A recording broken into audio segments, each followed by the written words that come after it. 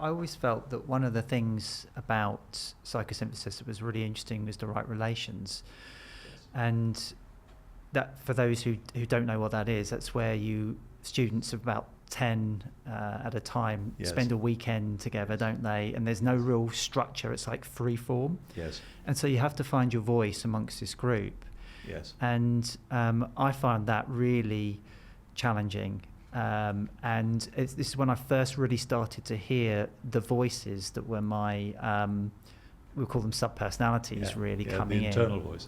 Being really critical, or censoring myself even before I spoke. Yes. And it was actually going through that process that I started to see it happening in real time. Yes. In the group, with those other people. Yeah. Yeah, and I started to realise when I was, say, wanting to hide, like one of my sub-personalities is like the tortoise, wants to hide in the shell. Yeah.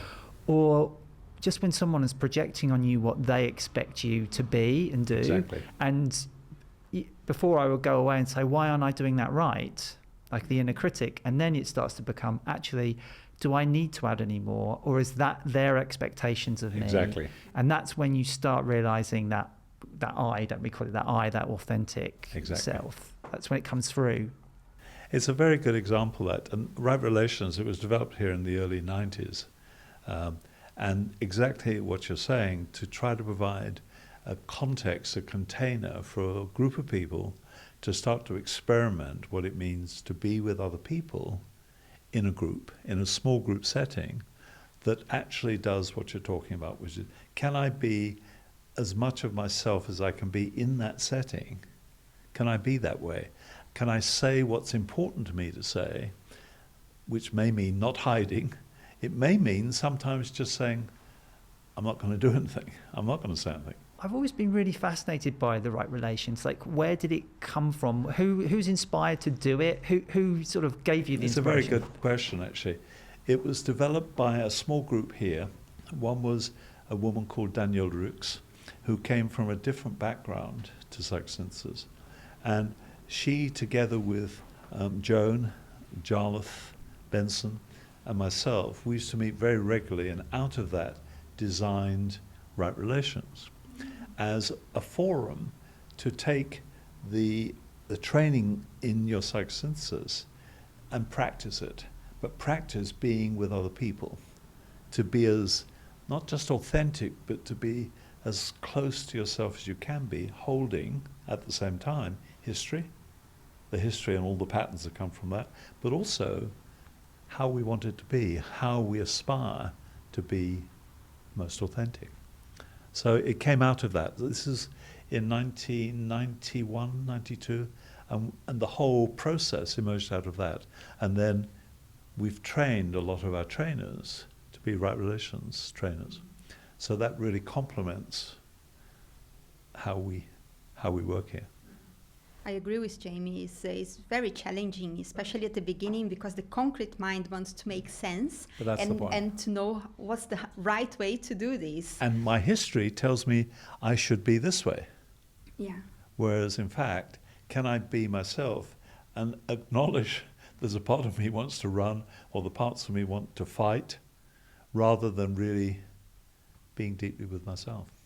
It's very uncomfortable. Yeah, but very rewarding too. Yeah. But it can be revealing and very Yeah. transforming for a lot of people in those groups. When you start applying in your life, when you have those difficult conversations at work or with your close relationships, and you can come authentic and speak your truth, is a game changer. It is a game changer. And I've used that.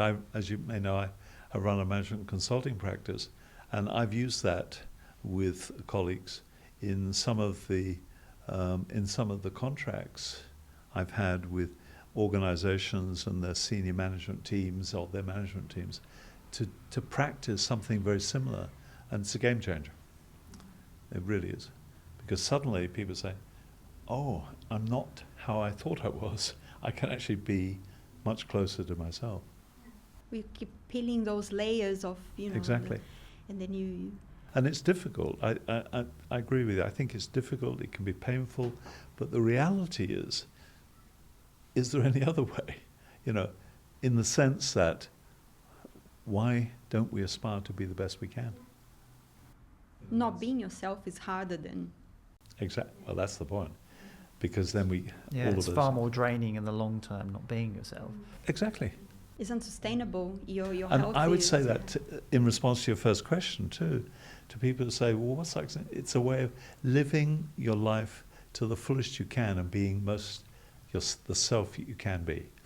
Now, if you want to do, and maybe a little bit later we can talk about midlife existential crises, but for a lot of people, that's what their questions are when we run open events or fundamentals courses. They're coming and saying, is that really possible? And we're saying, absolutely.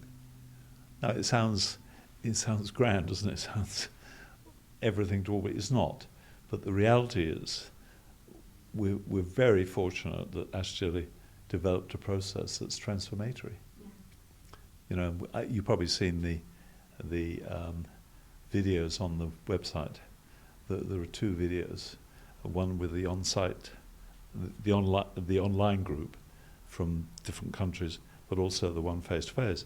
And they basically what they're saying is, in 2 years, my life has been really changed fundamentally.